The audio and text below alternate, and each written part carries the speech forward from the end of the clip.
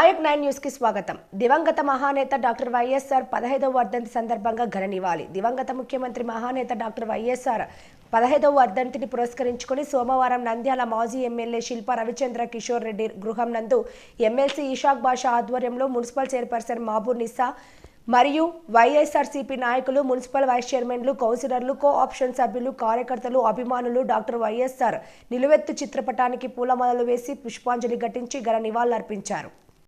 Municipal chairperson Mahabub Nisa మాట్లాడుతూ మహానేత పెద్దాయన వర్ధంతిని పురస్కరించుకొని వారికి ఘన నివాళి అర్పిస్తున్నామని తెలిపారు.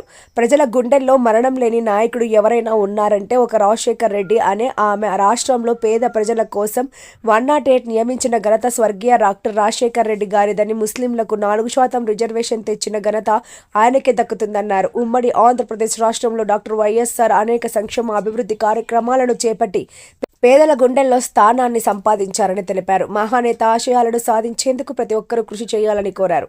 ఈ కార్యక్రమంలో రాష్ట్ర డైరెక్టర్లు Chandrashekar, doctor Sasikala Reddy, international human rights protection commission AP state general secretary దాల్మిల్ అమీర్, మున్సిపల్ వైస్ చైర్మన్లు గంగిశెట్టి శ్రీధర్, పాంషావలి, మాజీ మున్సిపల్ చైర్మన్ కైపా రాముడు, వైసీపీ నాయకులు దేశం సుధాకర్ రెడ్డి, ముస్లిం జేఏసీ నాయకులు, వైసీపీ కౌన్సిలర్లు, కో-ఆప్షన్ సభ్యులు, వార్డు ఇన్ఛార్జీలు, కార్యకర్తలు, అభిమానులు పాల్గొన్నారు.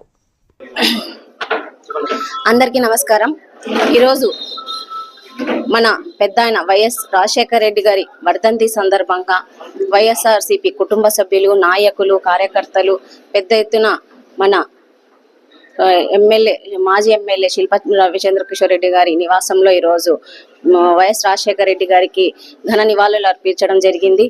ముందుగా ఆంధ్రప్రదేశ్ ప్రజలందరికీ వైఎస్ రాజశేఖర్ రెడ్డి గారి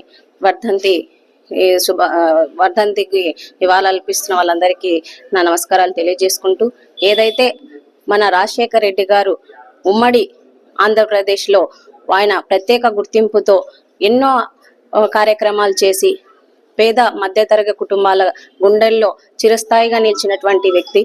అలాంటి వ్యక్తికి మనం ఎప్పుడు ఆయన ఆశయాలకు అనుగుణంగా నడుస్తూ ఆయన ఘన నివాళులు అర్పించాల్సిందిగా కోరుకుంటూ మరొకసారి ఆయనకి వైఎస్ఆర్ గారి వర్ధంతికి ఘన నివాళులు అర్పించడం జరుగుతుంది.